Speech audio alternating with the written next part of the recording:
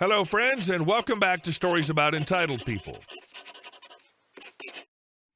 Let's dive into a story about a Thanksgiving Karen who thought she could bully her way into an out-of-order bathroom. But before we dive in, make sure to hit that subscribe button, smash the like if you enjoy the content, and ring that notification bell so you never miss a juicy story. Entitled Karen gets mad she can't use our restroom because it's broken. So I'm normally one to stalk Reddit in the shadows, but I figured I'd share a little Thanksgiving Karen moment I just had. Me, the manager of this location, Karen, entitled woman with a stick up her butt. So I work for a gas station chain that often is found on the same property as Walmart. And no, we're not Walmart as everyone seems to think. That's why we're open and they're closed. Thanksgiving Day, we're open, and it's notoriously slow, so once I'm done with paperwork and such, I decided to get outside and do some stocking and cleaning, which wasn't done the night before as it should have been. We're at a kiosk store, so the way it's set up is you have coolers and snack racks on either side of a walkway that leads you to the window where the register is. Said coolers are stocked through doors on the back side. The storage room and bathroom doors are on the side of the building near the back. So now that I've explained that, on to the encounter. I just filled my cart with drinks and walked to the back side of the cooler to stock. I can hear and see if anyone passes in front of the cooler, so I know when a customer comes up. A woman passes in front of the cooler I'm stocking, so I stop, shut the door, and enter the kiosk to take care of her. Me. Good morning, ma'am. What can I do for you today? Karen. Oh, I'm so thankful you're open. Is your bathroom unlocked? Me. Yes, ma'am. We only close on Christmas. And I apologize for the inconvenience, but our bathroom is out of order and locked. Karen gets suddenly flustered and loud. Well, why? Can't you fix it? Me, trying to hide the sigh I want to let out because I already know how this is going to go. No, ma'am, we're not able to fix it and are currently waiting on them to send a plumber out. The toilet's completely clogged and will not flush, and we believe we have a busted pipe somewhere. She cuts me off. Karen, well, that doesn't make any sense. You're just too lazy to fix it. I need to use your restroom, so open it for me. At this point, her face and ears are getting red, and I'm just standing there with an annoyed look as she yells at me. I take a deep breath and remind myself I have to be professional because I'm the manager. Me. No, ma'am, I cannot let you use my bathroom. I'm sorry, it's out of order. It'll not flush, and we believe we have a busted line or severe clog. Karen. I have to go now. Nowhere else is open. You have to let me use it now.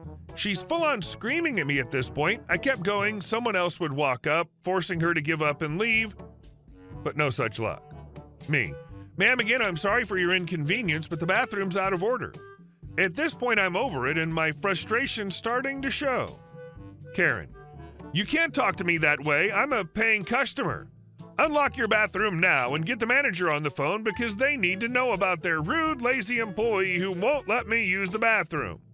Me. For starters, I'm the manager. And no, the bathroom is out of order. And ma'am, you haven't purchased anything, so you're not a paying customer. If you'd like to purchase something, I can help you with that. Otherwise, I'm going to have to ask you to leave. I have plenty of work to keep myself busy on this slow day, and I'd like to get back to it. Never saw this woman in my life. She's definitely not a regular. She calms down suddenly and gets a smirk on her face. Karen, fine. I'll just call the corporate number and tell them how horribly you treated me. I smirk back at her, pointing as I speak. Me. If that's what you'd like to do, ma'am, then I can provide you with that number, but I'll let you know that everything we do here is recorded with audio. Showing her the microphone and cameras. Give me just a moment and I'll write that number down for you. Karen looks around and then gets flustered yet again, flailing her arms about, no, you've done enough already. You've ruined my Thanksgiving. Hope you're happy. She then storms off, gets in her car, and squeals her tires out of the parking lot. And that was the end of that. People are so frustrating sometimes, but just gotta keep moving forward. Now that was nice to see an original Karen experience, not like the hundreds that start with a tap on the shoulder and, excuse me, I've been trying to get your attention for half an hour. And our second story. My neighbors wanted to make a copy of my apartment key. So I recently just moved into my new apartment complex less than 60 days ago. There are only 4 units in my complex, 2 downstairs and 2 upstairs. I reside downstairs in the second apartment. everyone here has lived here for at least 5 years, whilst the oldest resident has resided here for 8. Everyone knows everyone and has been good friends with each other for as long as each one has been a resident. Everyone in my building has children besides me, majority are single mothers, I'm the only man. Apparently there's an unspoken agreement I at first had any knowledge of between the rest of the tenants that the hallway door is to never be locked. No one ever locks the hallway door. That is until I arrived. From my knowledge, no one in the building has a hallway key, just the keys to their apartments. The cost to replace a key is $70 for each quoted from my landlord. I just finished up my place and have officially moved in for about 3 weeks now. Each time I leave and come back from my complex, I always lock the hallway door. It's always been a hit to lock all doors behind me. My neighbor that works night shifts has arrived home for the past couple of weeks to a locked hallway door, which is a surprise given that the door hasn't been locked for years. Apparently everyone lost their key their first year or so living in the complex. I'll hear continuously knocking and banging until someone comes to open the door. The first few nights I was awakened and got up to unlock the door. After the first week, I've since stopped and my neighbor will be up to unlock it to let our neighbor in. If my neighbor isn't home or doesn't wake up to come to the door, she'll knock and bang on every window and yell until someone comes open the door. Yesterday, my neighbor asked if I could please leave the door unlocked, given it has always been that way and would like me to continue doing so. I expressed that while we live in a dangerous neighborhood, rated one of the top 5 most dangerous in our city, I feel more safe knowing strangers can't enter the building. While she understood my concerns, she assured me no one ever comes here but residents and invited visitors, and my safety is not to worry.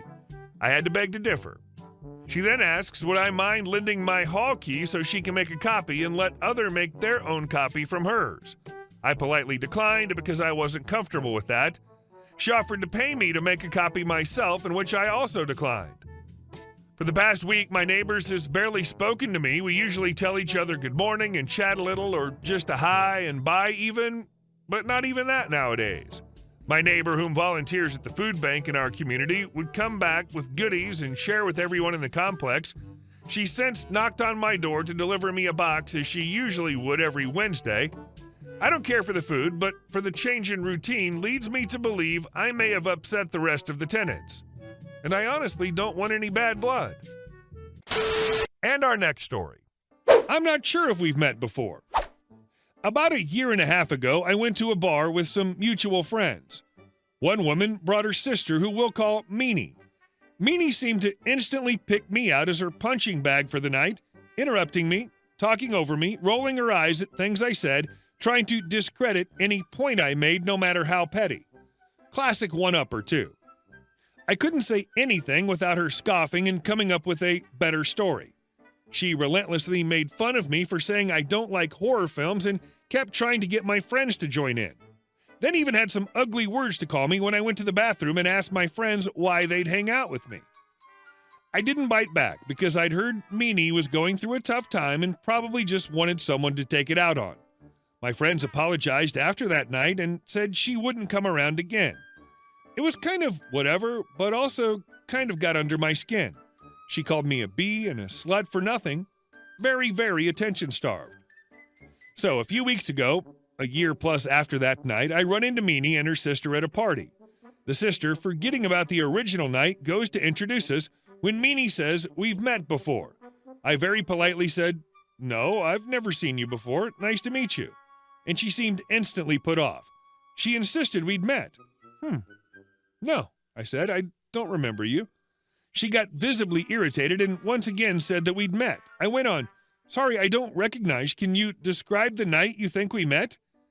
And watched her fumble trying to describe the night without admitting to being cruel.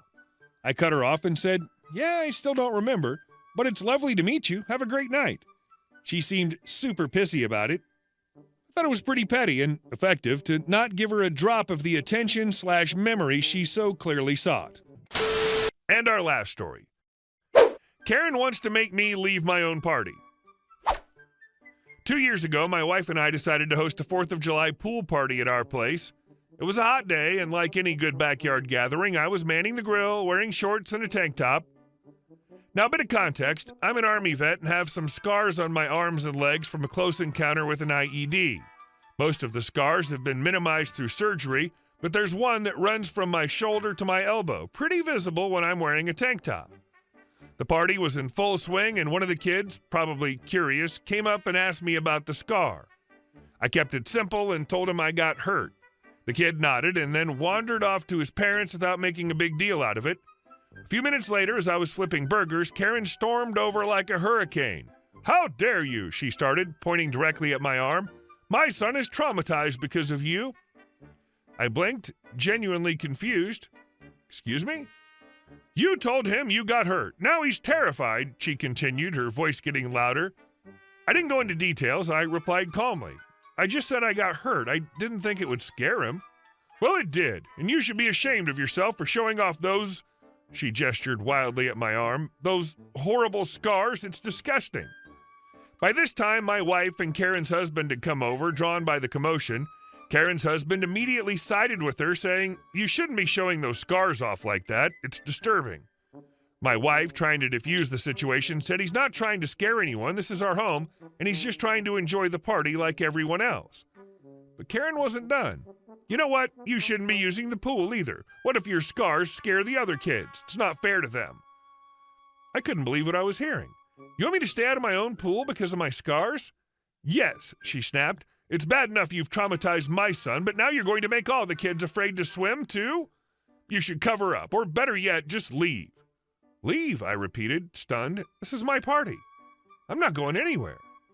"Well, maybe we should leave then," Karen shot back, crossing her arms like she'd just issued some grand ultimatum. "If that's how you feel," I replied, struggling to keep my cool, "you're welcome to go. But I'm not going to leave my own party because you don't like the way I look." Karen's husband chimed in, trying to back her up. "You should have more consideration for other people's feelings." "I'm sorry if my appearance makes anyone uncomfortable, but I'm not going to apologize for who I am or what I've been through," I said firmly. "You're welcome to stay and enjoy the party, or you can leave. It's up to you." The argument continued to escalate until it became clear that the best solution was to ask them to leave. They huffed and puffed, but eventually they gathered their kids and stormed out, leaving the rest of us to salvage what was left of the evening. Unfortunately, in the midst of all the chaos, I got distracted and ended up burning the burgers. But at least the party went on with the people who actually wanted to be there. "No, not the burgers. She should come over with a new stack and leave again." Hey guys, thank you all for watching the video. I'll see you in the next one.